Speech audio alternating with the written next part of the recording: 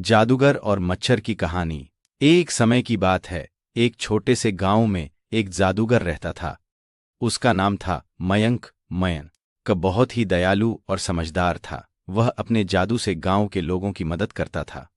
उसकी जादुई छड़ी से सब्जियां उगती थीं, बीमार लोग स्वस्थ होते थे और बच्चे खुशी से खेलते थे। लेकिन मयंक की एक कमी थी, वह कभी कभी अपनी शक्ति का दुरुपयोग कर देता था। गांव के पास ही एक छोटा सा तालाब था जहां मच्छर बहुत थे। उनमें से एक मच्छर का नाम था मच्छू। मच्छू हमेशा गांव के बच्चों से डरता था। वह जानता था कि बच्चे उसे देखकर चिल्लाते थे और उससे भाग जाते थे। मच्छू चाहता था कि लोग उसे प्यार करें, लेकिन उसकी छोटी सी काया और तेज उड़ान ने उसे हमेशा अकेला रखा। एक दिन मयंक ने सोचा कि वह तालाब के पास जादू करके कुछ नया करेगा। उसने अपनी जादुई छड़ी उठाई और तालाब के पानी में एक चमकीली रोशनी डाल दी। अचानक तालाब के सारे मच्छर बड़े और सुंदर हो गए। मयंक ने सोचा कि अब गांव के लोग मच्छरों से डरेंगे नहीं, बल्कि उन्हें प्यार करेंगे। लेकिन मच्छू को यह पसंद नहीं आया। वह सोचता रहा, क्या मैं भी बड़ा हो सकता हूं? मयंक ने मच्छू को भी जादू किया और वह एक बड़ा और खूबसूरत मच्छर बन गया। अब मच्छू को गर्व महसूस हुआ। उसने सोचा, अब मैं सबका प्रिय बनूंगा। लेकिन जब मच्छू ने गांव में उड़ान भरी तो बच्चे उसे देखकर और भी डर गए। उन्होंने चिल्लाना शुरू कर दिया, देखो, एक बड़ा मच्छर, भागो। मच्छू बहुत दुखी हुआ।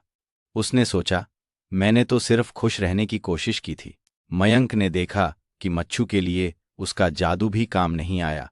उसने मच्छू से कहा, तुम्हें समझना होगा कि आकार से कोई फर्क नहीं पड़ता, प्यार और मित्रता दिल से होती है। मच्छू ने सिर झुका लिया और कहा, लेकिन मैं तो कोशिश कर रहा था। फिर मयंक ने मच्छू को एक और जादू किया। उसने मच्छू को उसके पुराने रूप में वापस ला दिया। मयंक ने मच्छू से कहा, अब तुम अपने असली रूप में खुश रहो। तुम छोटे हो, लेकिन तुम में बहुत सारी खासियतें हैं। मच्छू ने महसूस किया कि उसकी छोटी काया में भी सुंदरता है।